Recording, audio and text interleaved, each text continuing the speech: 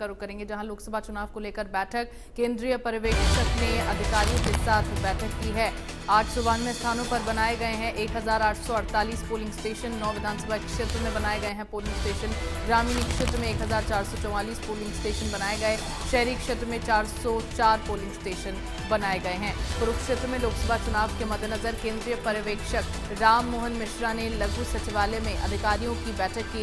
इस दौरान उन्होंने लोकसभा चुनाव को लेकर अधिकारियों को सभी इंतजाम दुरुस्त करने के आदेश दिए। जिला निर्वाचन अधिकारी शांतनु शर्मा ने बताया कि लोकसभा आम चुनाव में 9 विधानसभा क्षेत्रों से 17,94,300 मतदाता हैं, जिनके लिए 892 स्थानों पर 1848 पोलिंग स्टेशन बनाए गए। इनमें से ग्रामीण क्षेत्र में 1444 तो वहीं शहरी क्षेत्र में 404 पोलिंग स्टेशन हैं। आपको बता दें कि कुरुक्षेत्र लोकसभा क्षेत्र के तहत 4 विधानसभा कैथल, 4 कुरुक्षेत्र और 1 विधानसभा क्षेत्र रादौर यमुनानगर में है, जहां लगभग 47% वोट महिलाओं के हैं। हर एक विधानसभा में 2-2 मॉडल बूथ, युवा बूथ, महिला बूथ और पीडब्ल्यूडी बूथ बनाए गए हैं। वहीं कुरुक्षेत्र के पुलिस अधीक्षक सुरेंद्र बोरिया ने बताया कि चुनाव के मद्देनजर पुलिस ने पुख्ता सुरक्षा प्रबंध किए हैं ताकि निष्पक्ष तरीके से चुनाव संपन्न कराया जा सके।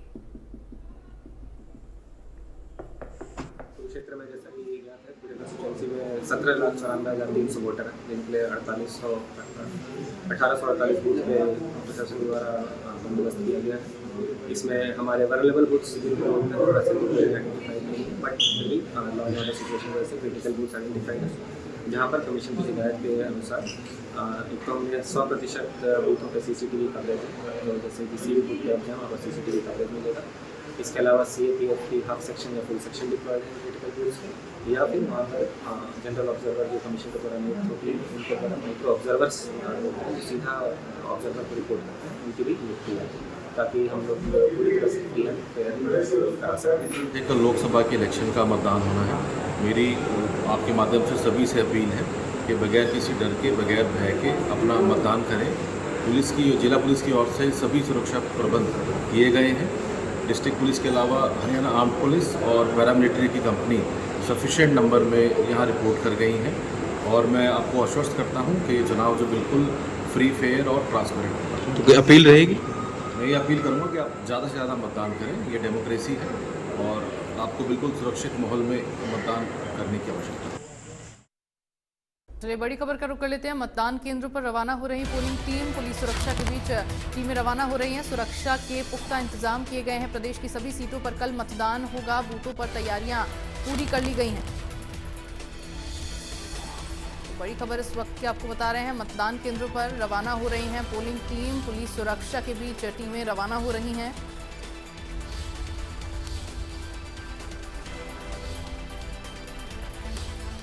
प्रदेश की सभी सीटों पर कल मतदान होना है। कल बहुत अहम दिन हरियाणा के लिए है। बूथों पर तैयारियां पूरी कर ली गई हैं, क्योंकि कल वोटिंग होनी है। सुबह से ही वोटिंग शुरू हो जाएगी। लोगों के पहुंचने का सिलसिला भी मतदान केंद्रों पर शुरू हो जाएगा। इसी क्रम में आज मतदान केंद्रों पर पोलिंग टीमें रवाना हो गई हैं, ताकि पहले से ही सारी व्यवस्थाओं को दुरुस्त किया जा सके, पहले से ही सारी चीज़ें वहाँ पर सेट कर ली जाएँ, क्योंकि कल मतदान होना है।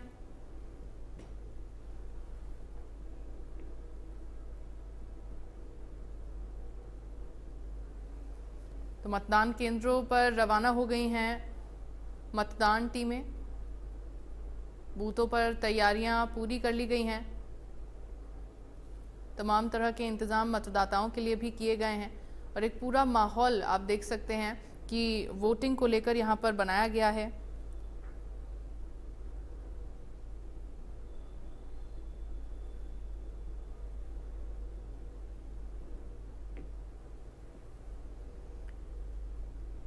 पुलिस सुरक्षा के बीच ये टीमें रवाना हो गई हैं। बूथों पर तैयारियां भी पूरी कर ली गई है। प्रदेश की सभी सीटों पर कल मतदान होने हैं।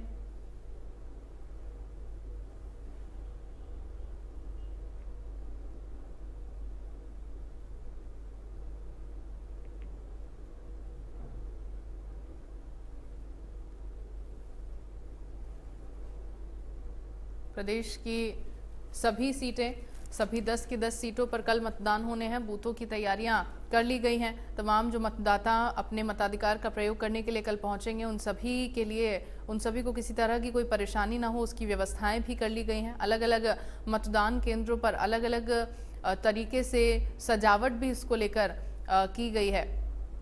हालांकि कल किसी तरह की कोई गड़बड़ी ना हो, किसी तरह की कोई परेशानी मतदाताओं को ना हो, इसको ध्यान में रखते हुए तैयारियां की गई हैं, पुख्ता इंतज़ाम किए गए हैं। सुरक्षा के लिहाज से भी अगर देखा जाए तो पुख्ता इंतज़ाम यहाँ पर किए गए हैं। बेहद अहम दिन हरियाणा के लिए कल है।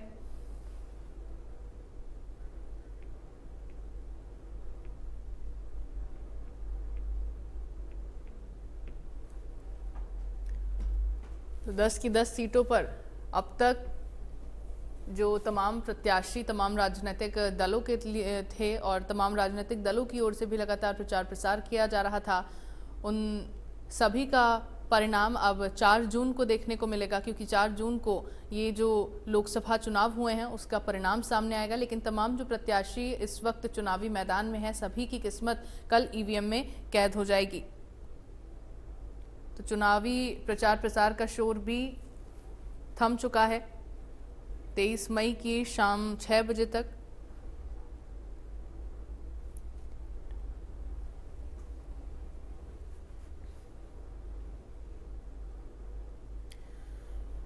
और चलिए खबर पर ज्यादा जानकारी के लिए मेरे साथ संवाददाता धीरेन्द्र पुरी कैथल से जुड़ गए हैं, उनका रुख कर लेते हैं। धीरेन्द्र, कैथल में किस तरह की तैयारियां की गई हैं, किस तरह की व्यवस्थाएं की गई हैं? क्योंकि कल देखिए बहुत ज्यादा अहम दिन, जिसकी तैयारियां काफी लंबे समय से की जा रही थी, वो दिन आखिरकार कल आएगा और कल जो तमाम मतदाता हैं वो मतदान केंद्रों पर पहुंचेंगे, अपने मताधिकार का प्रयोग करेंगे और जो तमाम प्रत्याशी मैदान में है सभी की किस्मत कल ईवीएम में कैद हो जाएगी। तो किस तरह की व्यवस्थाएं उसको लेकर की गई हैं मतदान केंद्रों पर? देखिए, लोकतंत्र का महापर्व हम इसे कह सकते हैं और इसकी तैयारियां जो है वो पूरी तरह से जिला प्रशासन की तरफ से कहें या फिर इलेक्शन कमीशन की तरफ से हम कहें, पूरी तैयारियां कर ली गई है। आज जैसा कि आज 24 तारीख है और कल मतदान होना है, तो आज के लिए जितनी भी पोलिंग पार्टियां थी उनको आज ईवीएम मशीन, जितनी भी जरूरी सामग्री है वो देकर रवाना कर दिया गया है। यहाँ पर अगर मैं बात करूं कैथल जिले की, तो यहाँ पर IG college, IG school, RKSD college और आरकेएसडी स्कूल, यहाँ पर स्टेशन बनाए गए हैं, काउंटिंग स्टेशन भी बनाए गए और पोलिंग पार्टियां जो है यहीं से रवाना की गई है। जिस तरह से मैं बात करूं बुहला और कलायत के लिए अलग अलग दोनों जगह अलग अलग जो है जगह बनाई गई है और यहीं से पोलिंग पार्टी है वो रवाना हुई है। कैथल विधानसभा, गुला विधानसभा, कुंडरी विधानसभा, कलायत विधानसभा, 4 यहाँ विधानसभा क्षेत्र हैं और कुल टोटल 4 विधानसभा क्षेत्रों में 860 पोलिंग बूथ बनाए गए हैं जिनमें पोलिंग होगी हो। और हर एक अगर बात करूं विधानसभा क्षेत्र में एक पिंक बूथ बनाया गया है और एक स्पेशल बूथ बनाया गया है। पुलिस पार्टियों की स्पेशल ड्यूटी लगाई गई है, हर नाके पे ड्यूटी लगाई गई है ताकि सुरक्षा के जो प्रबंध है वो पुख्ता हो सके। जी, महिलाओं की कितनी भागीदारी इस बार देखने को मिलेगी? क्या महिलाएं भी इस बार मोर्चा संभाल रही हैं मतदान को लेकर? बिल्कुल जरूर, क्योंकि महिलाओं की जो भागीदारी है हमारे लोकतंत्र में वो बराबर की, पुरुषों के साथ बराबर की भागीदारी रही है और महिलाओं के लिए स्पेशल इंतजाम जो है हर पोलिंग बूथ पे किए गए और हर एक विधानसभा क्षेत्र में पिंक बूथ भी बनाए गए जो स्पेशल, जहां पर महिला मतदाताओं की संख्या अधिक से अधिक है तो वहां पर पिंक बूथ बनाया गया। इसके अलावा स्पेशल सुविधाओं को से लैस कुछ स्पेशल बूथ बनाए गए हैं जहाँ स्पेशल सुविधाएं दी गई है। तो और पुलिस की सुरक्षा की बात करें तो हर जगह पुलिस की सुरक्षा वो पुख्ता रहेगी। इसके अलावा पेट्रोलिंग टीम बनाई गई है, किसी प्रकार की कोई अप्रिय घटना ना हो, किसी प्रकार की जो स्थिति है उसे निपटने के लिए पुलिस की लगातार चारों विधान क्षेत्रों को पेट्रोलिंग करती रहेगी। इसके अगर बात करें तो प्रशासन हो या फिर चुनाव आयोग हो, पूरी तरह से तैयार है और कल सुबह 7 बजे से जो पोलिंग है वो स्टार्ट हो जाएगी और सभी पोलिंग पार्टियां उनको जो ईवीएम मशीन वगैरह वो दे दी गई है और रवाना हो रही है। ठीक है, क्योंकि 25 मई को बहुत ही अहम दिन हरियाणा के लिए है और काफी लंबे समय से इसको लेकर चुनाव प्रचार भी किया जा रहा था, लोगों को लगातार वोटिंग के लिए जागरूक भी किया गया, तमाम अभियान भी इसको लेकर चलाए गए। अब जब कुछ ही समय बाकी रह गया है मतदान को लेकर, लोगों में किस तरह का उत्साह इसको लेकर देखा जा रहा है? लोकतंत्र के इस महापर्व के लिहाज से अगर देखा जाए तो कितना ज्यादा जोश लोगों में इस बार वोटिंग को लेकर है, कितना ज्यादा उत्साह लोगों में है?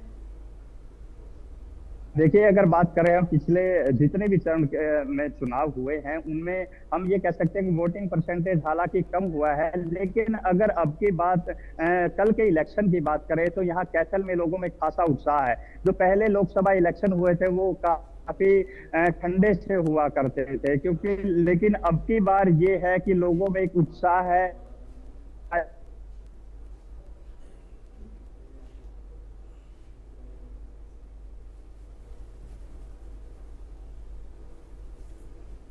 चलिए, धीरेन्द्र से फिर से रुख साधने की कोशिश करें, संपर्क साधने की कोशिश करेंगे, लेकिन आप देख सकते हैं तमाम सीटों से अलग अलग राजनीतिक दलों के प्रत्याशी मैदान में उतरे हुए हैं।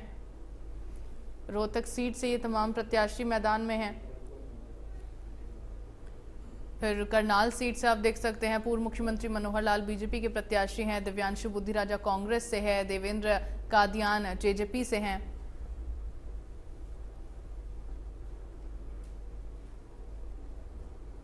और चलिए ग्राफिक्स के जरिए आपको बताते हैं कि किस सीट पर किसके बीच मुकाबला इस बार होने वाला है। तो कुरुक्षेत्र से नवीन जिंदल बीजेपी के प्रत्याशी हैं, सुशील गुप्ता आपके प्रत्याशी, अभय चौटाला इनेलो के प्रत्याशी हैं। वहीं हिसार सीट से रंजीत चौटाला बीजेपी के प्रत्याशी, जयप्रकाश कांग्रेस के प्रत्याशी हैं, नैना चौटाला जेजेपी की प्रत्याशी हैं और सुनैना चौटाला इनेलो की प्रत्याशी हैं। गुरुग्राम से राव इंद्रजीत सिंह बीजेपी के प्रत्याशी हैं, राज बब्बर कांग्रेस के, तो राहुल फाजिलपुरिया जेजेपी के प्रत्याशी हैं। सोनीपत से मोहनलाल बड़ौली और सतपाल ब्रह्मचारी के बीच कांटे की टक्कर देखी जाने वाली है। सिरसा सीट से अशोक तंवर और कुमारी शैलजा के बीच कांटे की टक्कर देखी जाएगी। अशोक तंवर बीजेपी के, तो कुमारी शैलजा कांग्रेस की प्रत्याशी सिरसा से हैं। अरविंद शर्मा बीजेपी से रोहतक के प्रत्याशी, दीपेंद्र हुड्डा कांग्रेस के प्रत्याशी रोहतक से इस बार चुनावी मैदान में हैं। करनाल की बात करें तो मनोहर लाल बीजेपी के प्रत्याशी हैं, तो दिव्यांशु बुद्धिराजा युवा नेता हैं, कांग्रेस के प्रत्याशी मैदान में हैं। भिवानी महेंद्रगढ़ सीट से धर्मवीर सिंह बीजेपी के प्रत्याशी हैं, रावदान सिंह कांग्रेस के प्रत्याशी हैं। अंबाला सीट से बंतु कटारिया बीजेपी के प्रत्याशी के तौर पर मैदान में हैं, तो वरुण चौधरी कांग्रेस की ओर से चुनावी मैदान में खड़े हैं।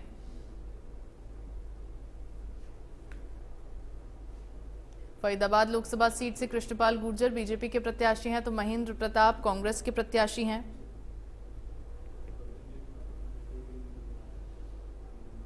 ये तमाम प्रत्याशी आमने सामने खड़े हुए हैं। कुरुक्षेत्र से प्रत्याशियों को देखें तो नवीन जिंदल बीजेपी से है, सुशील गुप्ता आम आदमी पार्टी से है, पालराम सैनी जेजेपी से है, अभय चौटाला इनेलो से हैं।